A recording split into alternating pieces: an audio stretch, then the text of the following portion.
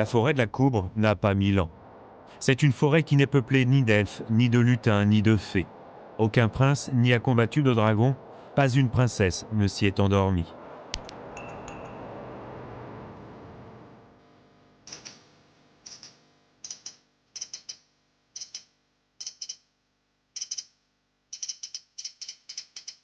Dans cette forêt, vivent des cervidés et des sangliers, qui, s'ils n'étaient pas mis en plan de chasse chaque année, occasionneraient bien des dégâts alentour.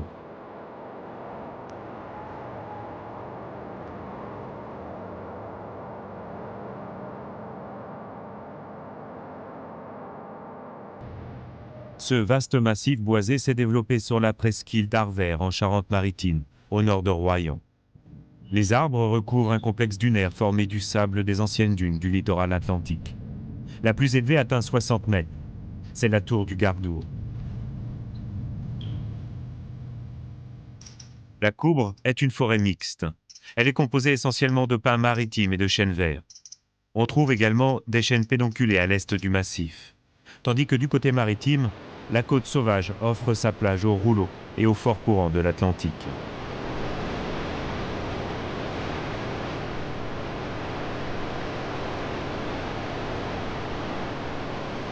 En bordure de forêt, s'étend un long cordon dunaire. Chaque année, cette zone connaît une mortalité accrue des arbres à cause des embruns. La forêt, longtemps impénétrable et sans grand intérêt pour les hommes, a considérablement changé d'aspect après le gigantesque incendie de 1976 qui ravagea toute sa partie sud.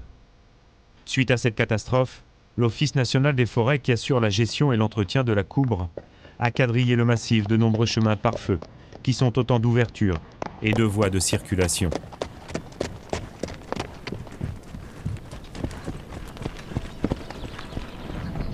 Puis, la tempête du siècle, qui mit à terre en une nuit l'équivalent de 10 années de récolte de bois, modifiant encore le paysage, multipliant les trouées de lumière et les enchevêtrements de branches et de ronciers. On peut dire que la forêt de la Coubre est bien remise de la tempête, voire même par endroits ça a créé des ouvertures et elle est même, voire peut-être même plus, elle sera peut-être même plus jolie qu'avant. La forêt de la Coubre est source de plusieurs richesses pour l'ONF. Non seulement elle est située dans une zone très touristique, mais elle produit aussi du bois et attire chaque année des chasseurs inconditionnels. La forêt a besoin de chasseurs parce qu'une forêt sans animaux n'est plus réellement une forêt, ne serait même plus une forêt, ce serait qu'un vaste parc. Donc inévitablement, depuis la disparition de nos grands prédateurs, le chasseur est devenu indispensable. Je veux dire, cette forêt est une forêt extrêmement fermée et extrêmement tranquille. Maintenant, elle a le défaut d'être très difficile à chasser. Les chiens qu'on a ici, on leur fait chasser les sangliers, les chevreuils et aussi les cerfs, pour éviter de faire rentrer sur le massif trop de chiens. Le chevreuil recule constamment, c'est une chasse très technique. Le sanglier part plus devant lui, droit. Mais bon, le territoire est très difficile ici, quoi.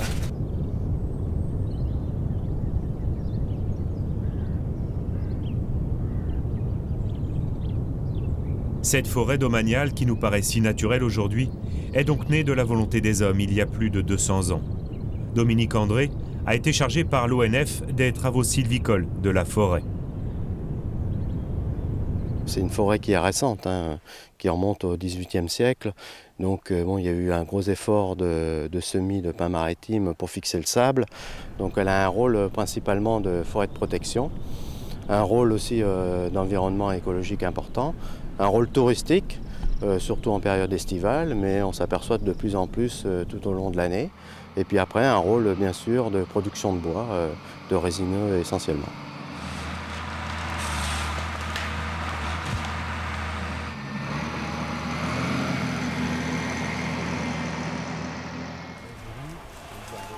Il y a le sec là-bas qui va me tomber.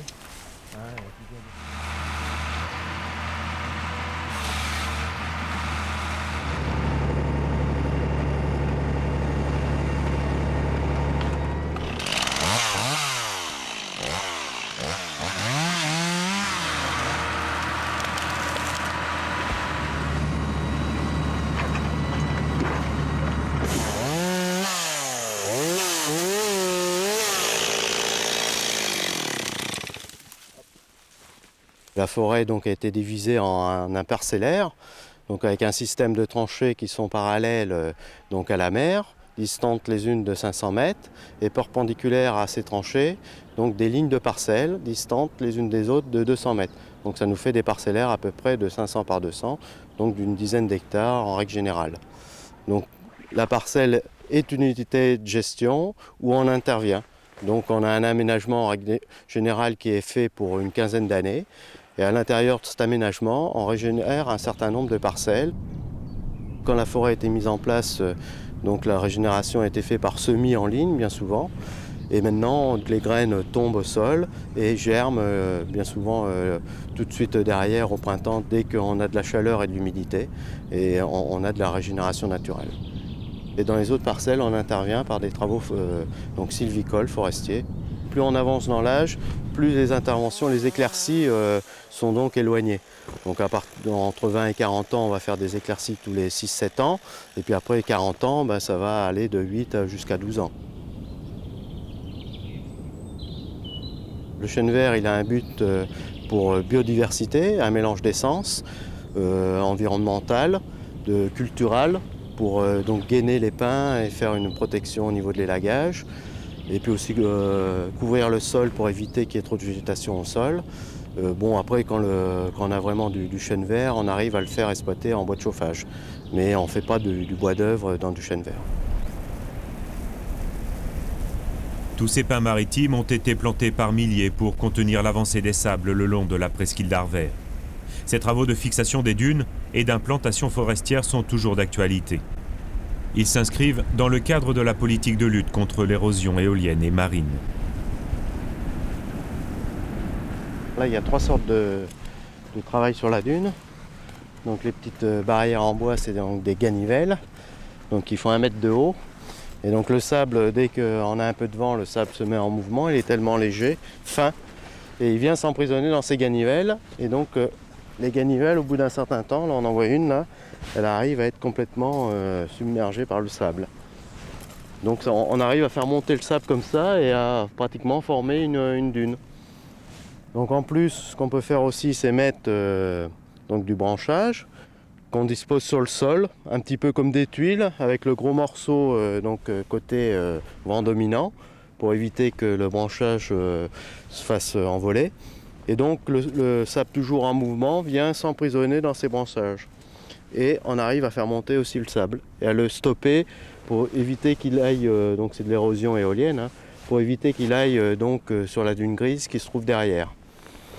Et après, une fois que le sable est un petit peu stabilisé, on intervient par des plantations d'Oya, qui est une plante qui résiste énormément au sel et qui a pour faculté aussi, plus elle est ensablée, plus elle va se reproduire par ses racines.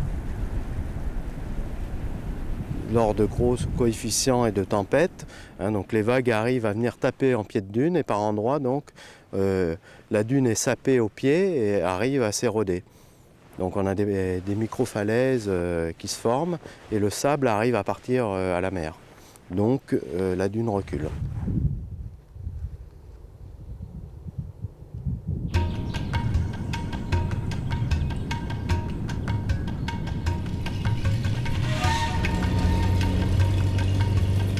La forêt de la Coubre est à la fois un territoire de choix pour les chasseurs et les touristes, dont l'accueil est facilité au maximum.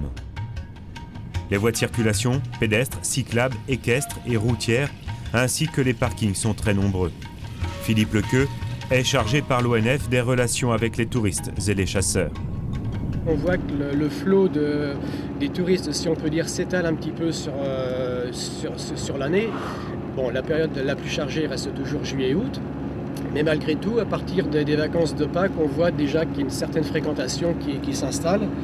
Donc au niveau de la chasse, il n'y a pas, disons, d'interférence entre chasseurs et touristes.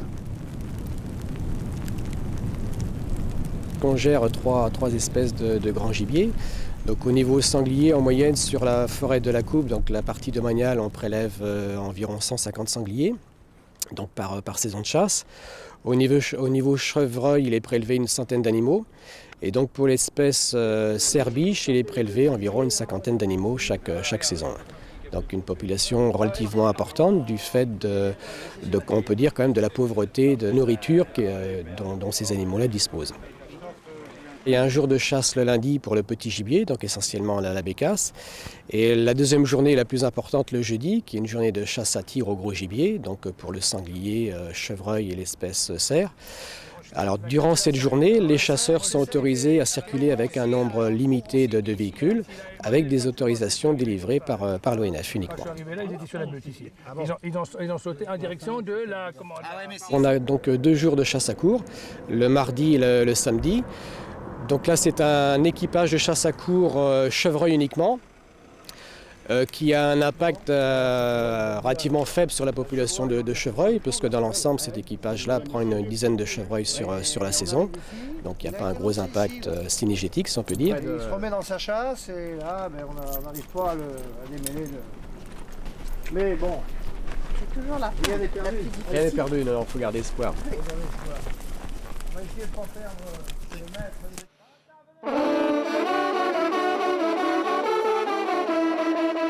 Et depuis cette année, on a un équipage de chasse à courre lièvre qui bénéficie de 5 journées de chasse.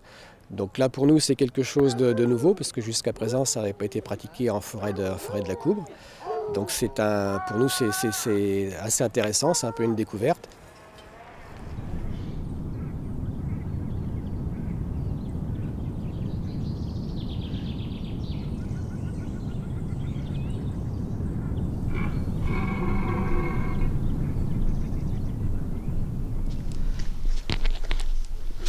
C'est le principe de l'intimidation, c'est-à-dire s'il y en a un tout d'un coup qui commence à bramer un petit peu fort, les autres vont chercher quand même à lui répondre.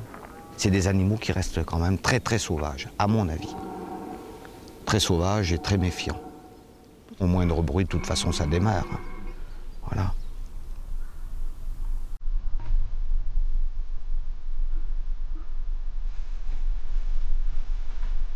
Il n'y a pas toujours eu de cerfs à la Coubre. Les premiers furent lâchés en 1992. Ils provenaient de la forêt de Chambord et s'acclimatèrent si bien que les membres du GIC local profitent aujourd'hui de leur brame pour réaliser une belle opération de communication. Nous sommes très contents de montrer à tous les membres du GIC réunis le résultat de leurs efforts et de faire participer les élus, les responsables d'administration de tutelle de la chasse, des présidents de différentes associations, du travail qui a été réalisé dans cette forêt et du résultat donc de cette très belle population de cerfs qui est maintenant d'environ 120 à 130 animaux. Alors il faut se souvenir que lorsque nous avons débuté en 92 cette opération, il n'y avait plus qu'une dizaine de cerfs en forêt de la Coubre. Et aujourd'hui, on a à peu près une quarantaine de cerfs bramants et puis la population qui va avec, les jeunes, les biches, les faons, etc.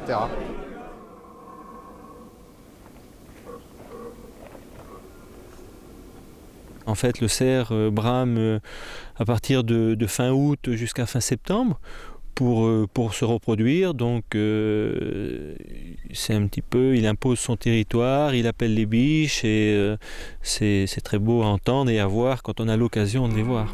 On peut entendre environ entre 10 et 20 cerfs ce soir là dans les environs parce qu'il n'y a pas de vent, le temps est très fin, très calme et c'est vrai que la voix du cerf, la gorge du cerf porte très très loin. On les a entendus bramer ce soir pour manifester leur puissance, leur présence d'abord, leur puissance ensuite, et défendre âprement leur territoire. Alors c'est un grand moment de vie naturelle.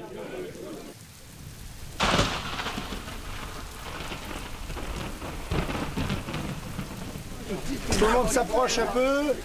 Bon, alors les consignes de sécurité, vous les connaissez, elles sont affichées, vous les avez signées, vous avez signé le règlement. Pour ce qui est des animaux blessés, c'est nous qui réglons le problème. S'il y a un animal blessé dans la traque, c'est nous qui prenons la décision de le tirer ou de le finir. Mais on essaie de ne pas s'emballer, de rester calme. Okay, nous allons fermer la ligne 13 et la ligne 17. L'autre côté, vous avez donc le petit bouffard. Les animaux sont obligés de revenir. Alors, qu'est-ce qu'on va tirer? Alors, aujourd'hui, on tire comme jeudi dernier. On va essayer de tirer, bien sûr, les sangliers. Alors, les sangliers, je vous rappelle toujours les mêmes contraintes concernant les laits. On respecte le règlement en vigueur du GIC. On tire aussi fan ou bichette. On ne tire pas les grandes biches. C'est d'accord? Chevreuil, brocard, petit chevreuil ou chèvre. Là, il n'y a pas de contrainte. Ok? Michel Mousset a un pistolet pour faire démarrer les gros sangliers. Ça, c'est bien. Alors, ne vous étonnez pas si vous entendez des bruits bizarres. Non, mais vous avez quelquefois des gros cochons qui ne veulent pas démarrer. Allez, hop, c'est parti. Alors, nous, venez. Hop, saute. Salut.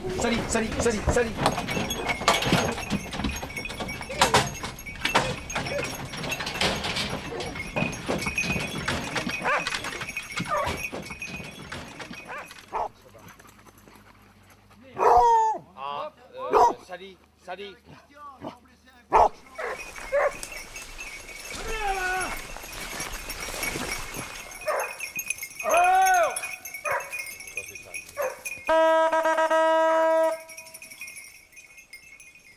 Et hop!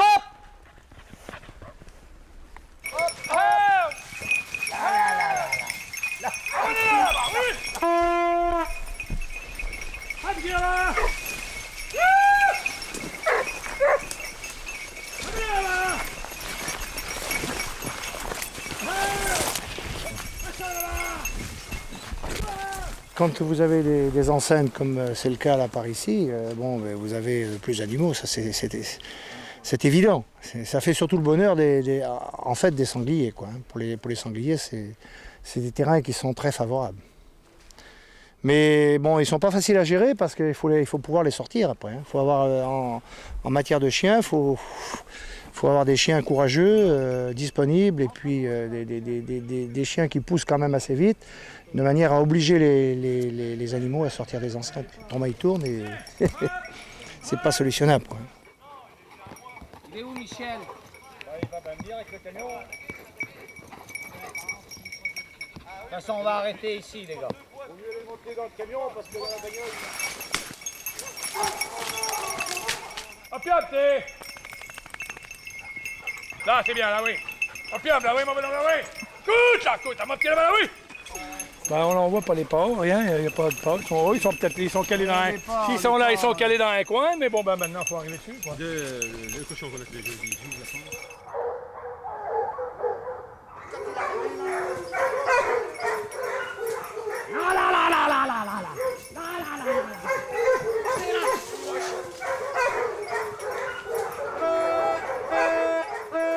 Attention! Écoute! Doucement dans la côte, là! L'appel commence!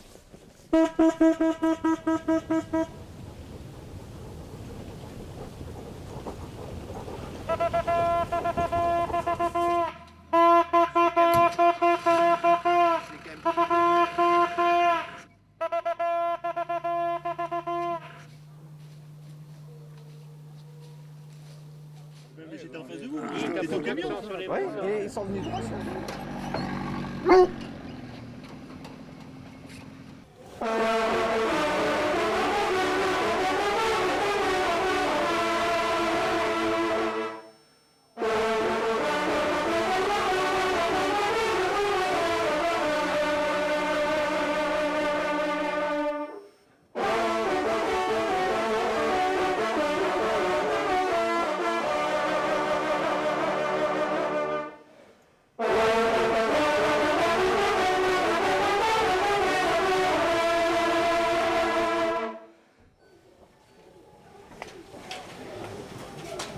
Pour cette messe, Saint Hubert, qui est le patron traditionnel des chasseurs.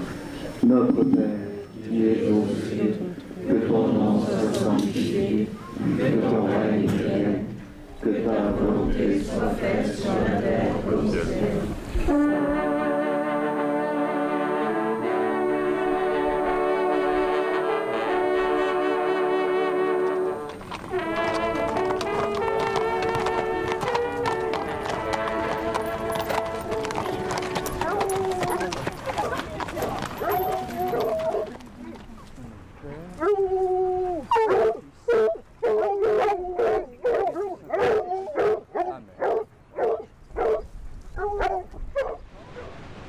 Le rallye Saintongeais a vu le jour en 1967.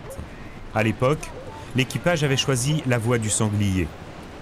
Mais peu à peu, le Vautrais se mit à courir le chevreuil, pourtant réputé inchassable dans cette forêt.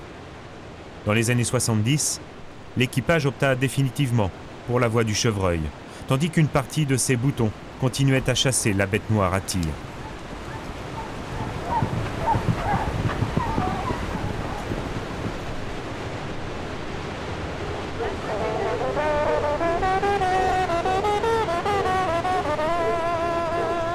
La forêt est dénivelée avec des dunes, puisque c'est une ancienne. Ce sont des dunes qui ont été transformées, qui ont été plantées en pin maritime pour fixer le sol en fait. Dès l'instant où on est derrière une dune, évidemment, on n'entend pas de l'autre côté, et à cela s'ajoute le bruit de la mer souvent, qui crée une espèce de ronflement et qui rend les choses très difficiles. C'est pour ça d'ailleurs que la devise de l'équipage qui est sur le bouton, c'est au cul des chiens. Ça veut bien dire ce que ça veut dire, c'est qu'il ne faut pas quitter les chiens de trop loin, parce que sinon, dès l'instant où ils prennent de la distance, on ne les entend plus, on perd la chasse, très compliqué.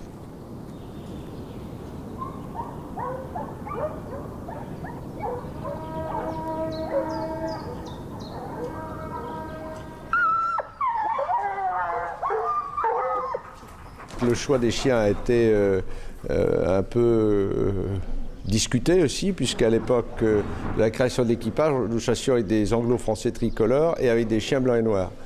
Les anglo-français tricolores venaient en particulier du Vautrais de Gérard Vigan, et les premiers chiens blancs et noirs venaient d'Alain de Roal, qui lui chassait le chevreuil.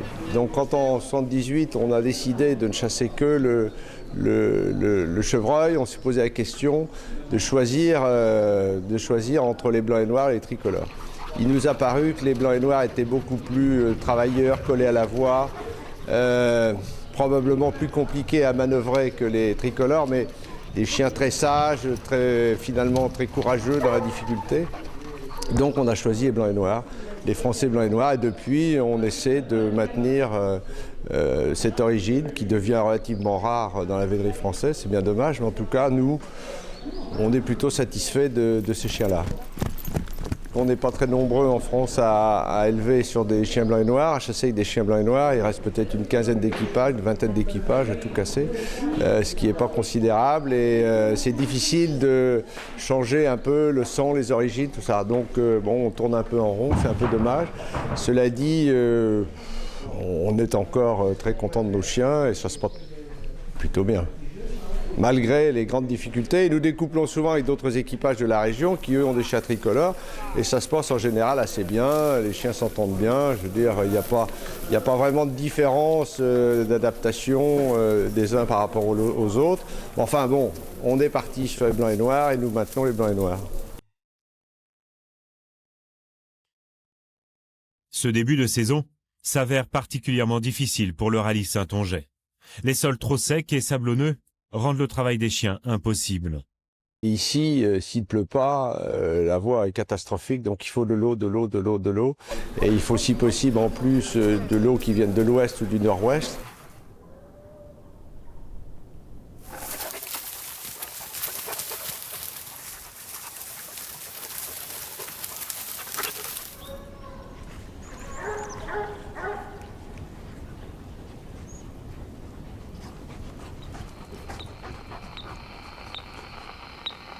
Au sud de la forêt de la Coubre, le massif des Combeaux vient d'accueillir de nouveaux arrivants.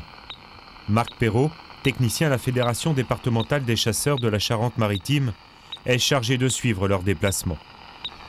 Je repère les animaux, les cerfs, les biches qui ont été lâchés dans la forêt et qui sont munis d'un collier émetteur. On fait une triangulation, donc le collier émetteur a une durée de vie d'environ 2 ans, ce qui nous permet de le suivre tout au long des saisons pendant à peu près 2 ans et qui nous permet surtout d'assurer le fait qu'il est bien cantonné, que l'animal qu'on a lâché est bien cantonné. Donc on fait un pointage directionnel à l'aide d'un récepteur télémétrique et d'une antenne directionnelle, ce qui nous permet par triangulation de déterminer exactement la parcelle où se trouve l'animal. Donc sur la carte, vous avez ici toute la station balnéaire de la Palmyre, avec l'entrée de l'estuaire de la Gironde et tout ce petit massif forestier qui fait environ 1500 à 2000 hectares, dont la majeure partie appartient au Conservatoire du littoral Et aujourd'hui, nous nous trouvons dans cette partie-là du massif où nous avons localisé entre autres une biche.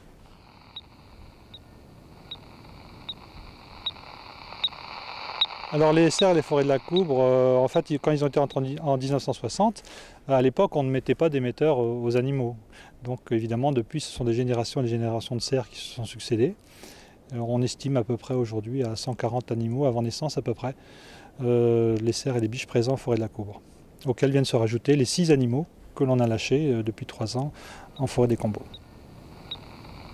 La partie de la forêt où on a introduit les animaux, c'est-à-dire la forêt des Combeaux, le cerf et la biche ne sera pas chassé pendant 5 ans.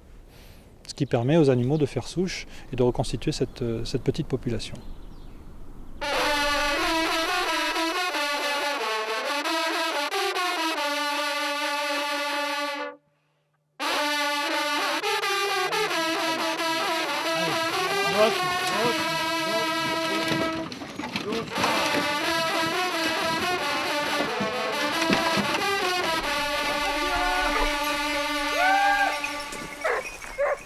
La vénerie du lièvre a fait son apparition cette année dans la forêt. L'ONF a accordé 5 jeudis matins à l'équipage du Pas de la Lande, créé par Alain Brisson. Cet équipage très récent est le seul dans le département à courir le lièvre. On a visité la forêt cette année pour la première année. Et il y a des territoires des endroits qui sont un peu moins fournis en lièvre que celui-ci. Je crois que c'est le plus fourni en lièvre, celui-ci. Et bon, c'est plus difficile parce que c'est la première fois qu'on chasse autant sur la plage, quoi. Et là, c'est pas évident. Dans les dunes, c'est pas évident, pas du tout.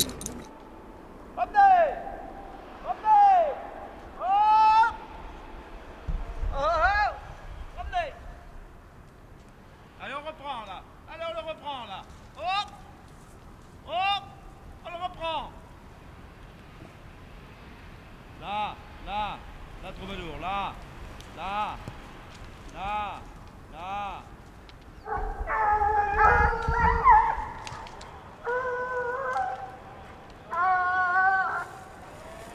Les voix du matin sont réputées fugaces, à juste titre. Ah, dur. Quand on a des lièvres qui font le relais, pas facile. Et puis quand ils ont pris de l'avance, après, c'est pas facile. Et puis là, on avait 5-6 lièvres debout. Et bon, qui font les chemins, donc c'est pas évident, quoi. Je veux dire, on a fait des relais, les chiens ont changé plusieurs fois de lièvre. Alors donc c'est pas difficile de conclure quand c'est comme ça.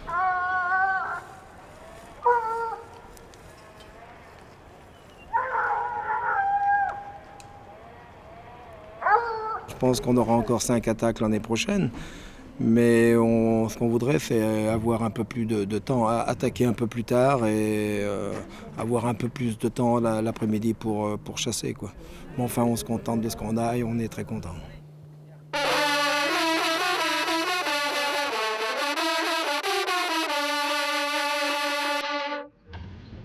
Michel, on va aller on va faire voir à Mounou il faut qu'il attaque. C'est-à-dire qu'il peut attaquer où? Et puis toi après tu vas prendre le camion et tu iras attaquer à l'autre bout, ou Yannick va attaquer à l'autre bout. Comme chaque jeudi matin, les amateurs de gros gibier se sont retrouvés au rendez-vous de On va chasse. passer sur le même endroit, quoi.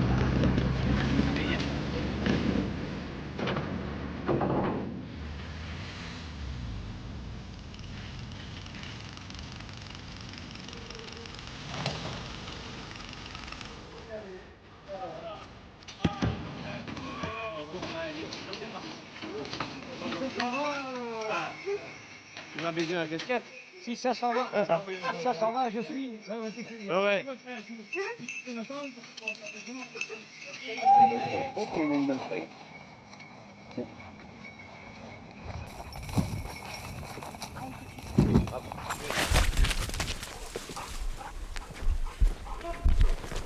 Écoutez là-bas, écoute. Socrate, écoute là-bas.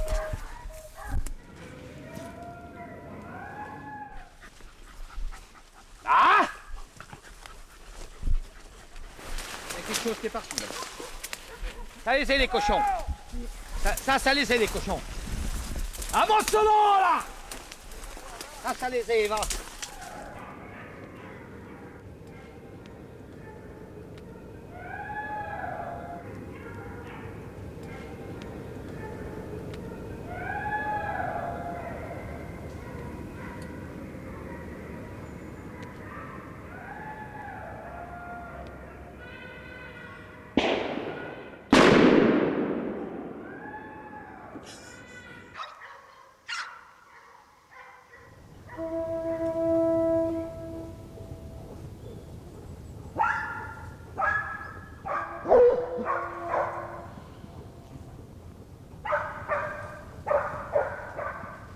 3 coups sanglier.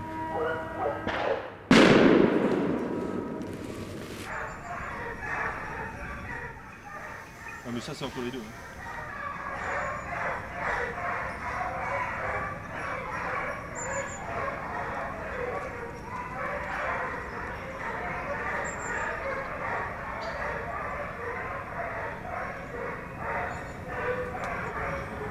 Il est passé.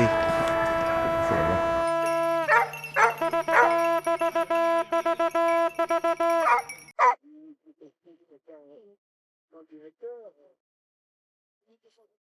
Il arrive souvent que les animaux blessés fuient vers le rivage. Et ce matin, c'est une laie touchée à l'arrière qui est partie mourir à la côte. Oh là là. Oh là là. Oh putain, il faut les remonter les gars. Hein. On aurait mieux fait d'attraper le haut, hein.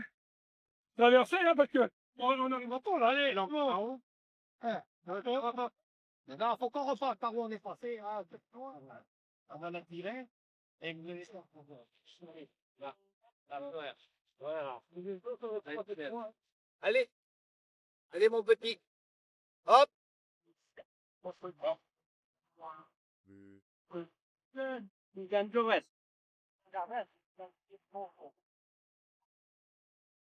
Non, ouais, c'est ça. Mais là, on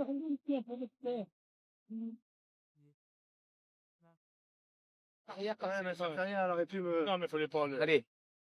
Allez les gars, hop. Un dernier petit coup de collier. Les gars qui les tirent, les nous qui tirent, après qui font les comptes. Le temps de ramener la laie sur la terre ferme et les traqueurs rejoignent l'autre ligne de tir où un fan a été blessé.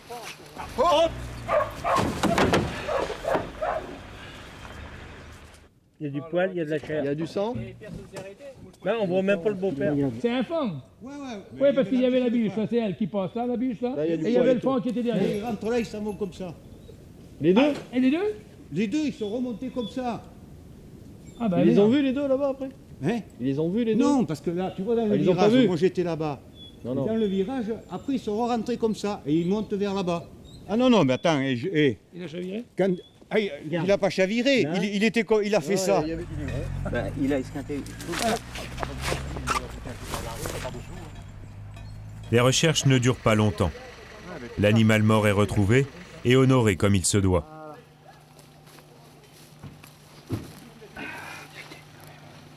J'ai dit putain, mais je vois le macaron. Putain, mais alors il allait bien, hein, le branleur. J'attendais quand même parce que j'y suis remonté rien, mais il avait traversé. C'est pour ça que j'arrive au fond. Pas les grosses bilans, là, il est dans le marais là-bas. Allez, venez.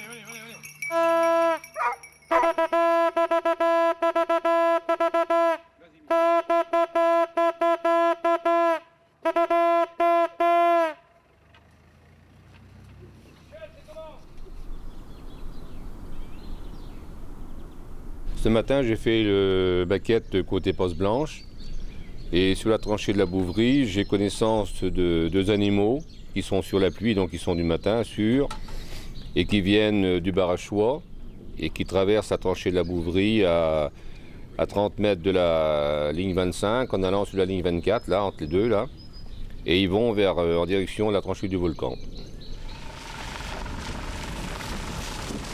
Je barre jusqu'à la 21 là-bas et je les ai pas rentrants, ils ne reviennent pas dans l'enceinte qu'ils ont quittée. Donc je pense qu'ils sont entre la Bouverie et la tranchée du volcan. Voilà. Donc c'est parti. Merci.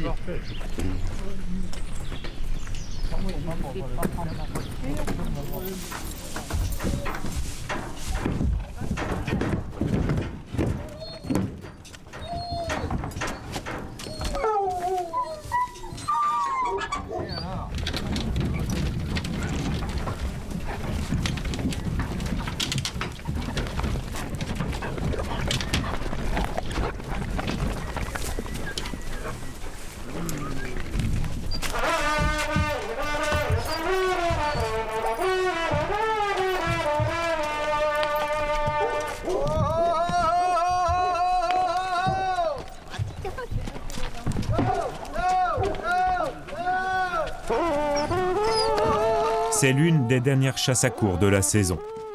La pluie est tombée toute la nuit. Une chance pour les veneurs du rallye Saintongeais qui, depuis des semaines, souffrent du trop beau temps. Malheureusement, le soleil reprend vite ses droits et l'équipage part sans trop y croire.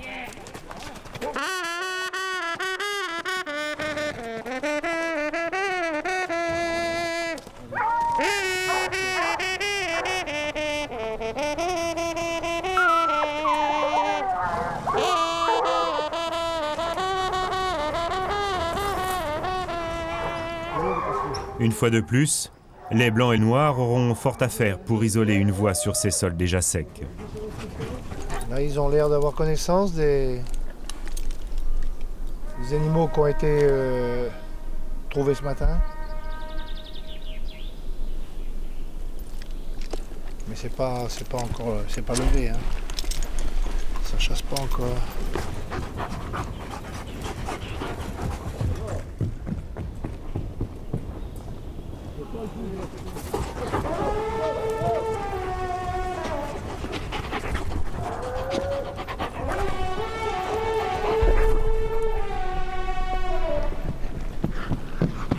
Le brocard levé fait le change avec une chèvre, histoire de semer la confusion.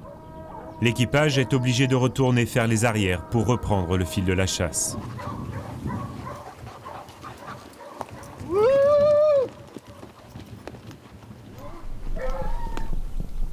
Ça paraît... Ah, ça, c'est pas ça. Alors là, allez. Ouais, ça me paraît beaucoup plus gros. Il semble bien que c'est un champ. Je sais pas s'il n'a pas ramassé de tout là-haut. Il faudrait peut-être continuer là-haut. Cet animal que vous voyez, il vient d'en haut, hein? Ouais, mais on a un bossé qui fuit là-bas aussi, hein. Il s'en va là. Il s'en va là. Il n'y a pas d'odeur, mon vieux, il n'y a pas d'odeur. Et sur les routes de la voiture. Il s'en va. Il s'en va. Oui. Elle est sauve un peu. Heureusement que tu prends les chiens, mais il faut pas leur mieux qu'on parle de ça.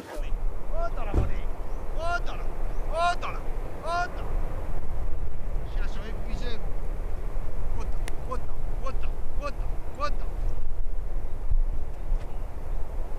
T'es dans la dune. J'ai compris que ça recule, il recule. Il le retrouve. Il le retrouve, il l'emmène. Sadiq, là-bas.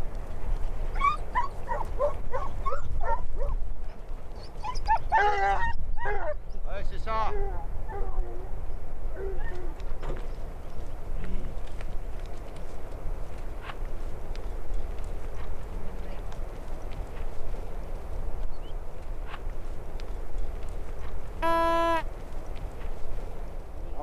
On a un pied au pas là, plus loin.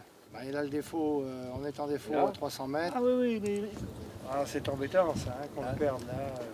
Un petit chevreuil qui arrive comme ça. Tu le vois pas? Non, qui traverse là et qui rentre ici. À la mi-journée, tout semble perdu. Le brocard a pris beaucoup d'avance sur la meute qu'il fait courir pendant des kilomètres. Il détourne là, il détourne le sable.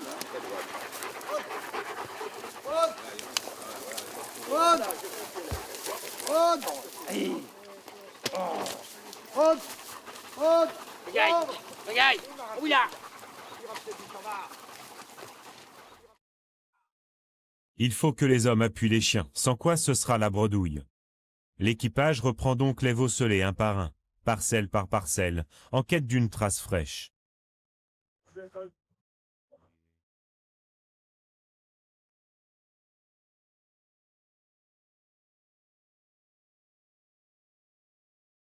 Là, les gars. Là, ils sont là.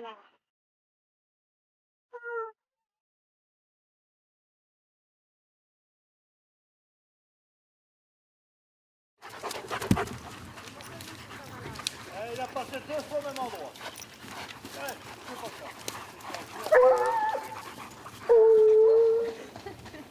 À force d'application et de travail, ils finissent par remettre la meute à la voie.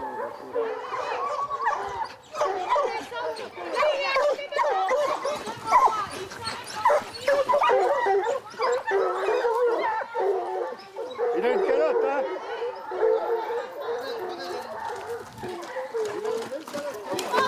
Il faut pas là-bas,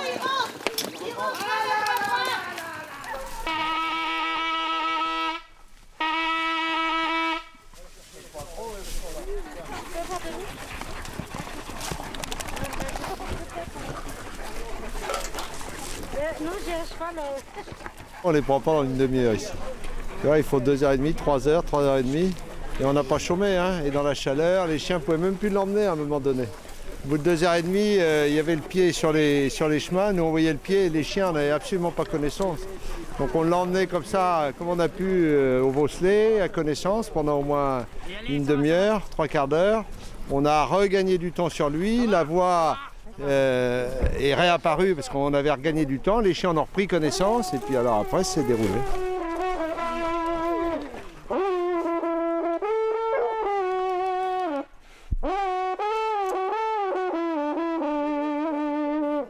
Mais en fait, moi, je ne l'ai pas vu de la journée, ce chevreuil. Pas une seule fois. Ici, on a très peu de vues, on a très peu d'informations, très peu de connaissances des uns ou des autres. Il faut se débrouiller tout seul. Donc, il faut se bagarrer, les chiens et les cavaliers, les veneurs, il faut y arriver tout seul, quoi. Pas rien. Avec une voie qui était épouvantable. On a attaqué à 1h15. À 2h30, la voie était affreuse. Hein. Entre 2h30 et 3h30. Et puis là, quelle heure il est là maintenant? Il est 5h, pas loin. Il est 5h. Et là, depuis 1h, la voie s'est améliorée. C'est pour ça que d'abord, on a gagné sur l'animal, on a repris du temps. Et puis la voie est meilleure, donc les chiens ont repris connaissance, ont repris confiance, et voilà. Mais bon. Vous êtes content? Bah, plutôt, oui. Plutôt content, oui. Oui, parce que là, depuis un mois, on rame vraiment. On a fait de jolies chasses, mais on n'a pas pris. Et là, il faisait des chaleurs épouvantables, donc là, on est très contents. Oui. Surtout pour eux. Non, mais toi, tu peux pas voir la Bon, bah, écoutez, on va les faire boire. Je vais aller chercher le camion.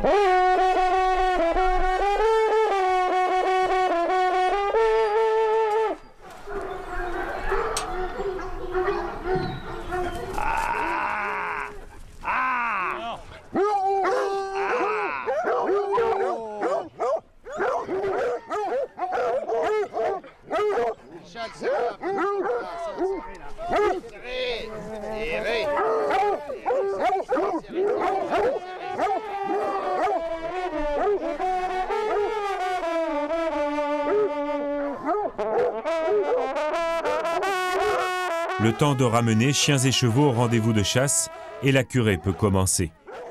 Le chevreuil entièrement dépecé est offert aux chiens. C'est leur récompense.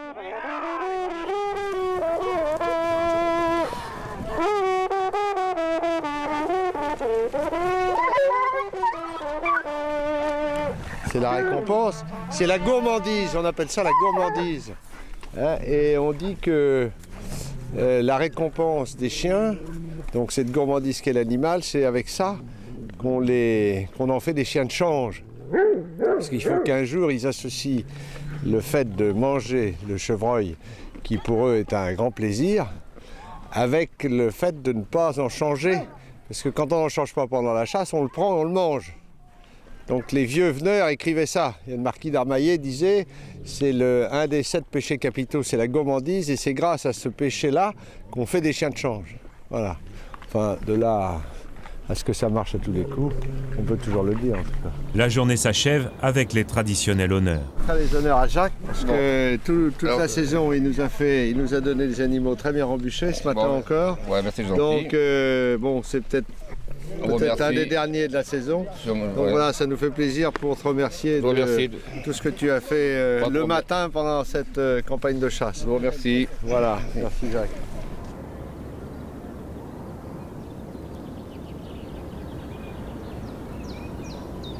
Après la saison de chasse, chasseurs et agents de l'ONF procèdent à de nouveaux comptages nocturnes des grands animaux. On va refaire les mêmes secteurs qu'on a fait hier soir, c'est-à-dire la forêt est divisée en 4 groupes, avec 4 véhicules.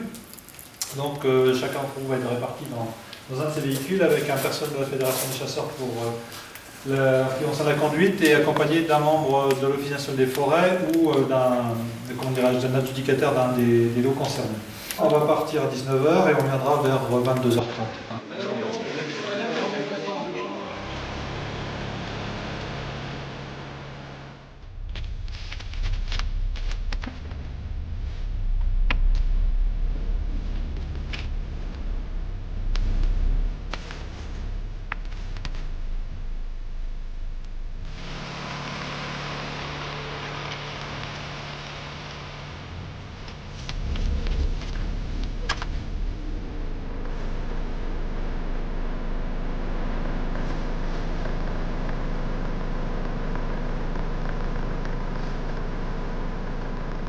Si on monte dessus, elles vont partir. On va faire comme l'autre jour, sans les déranger, on va faire toute la forêt. Ouais. Et elles vont pas bouger, elles vont revenir manger. Oui. Ok. Alors, c'est... Je savais pas que c'était toi qui étais là.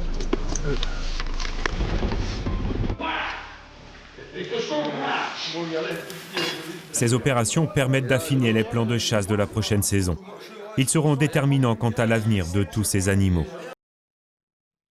La forêt de la Coubre est un bel exemple de gestion concertée entre agents de l'ONF et chasseurs. Non, derrière, il arrive de là. Et... Parions qu'au fil du temps et des adjudications, ces hommes sauront préserver et entretenir ces 5000 hectares ainsi que tous leurs autres.